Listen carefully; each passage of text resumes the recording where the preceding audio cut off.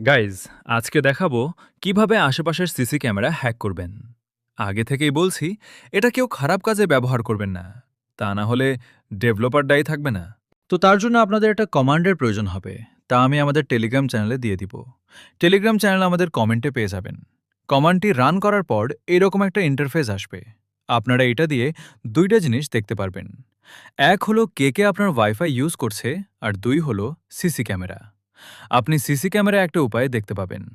ধরুন আপনার বাসায় ৫টা সিসি ক্যামেরা আছে এবং ওয়াইফাইও আছে এবং ওয়াইফাইয়ের আইপি অ্যাড্রেস হল ১৯২.১৬৮.০.১। এখন যদি আপনি এই আইপি অ্যাড্রেসটা টার্মেক্সে রান করেন, তাহলে ৫টার ক্যামেরার আইপি অ্যাড্রেস চলে আসবে, আর এই আইপি অ্যাড্রেস দিয়ে ডিএমএসএস দিয়ে দেখতে পারবেন।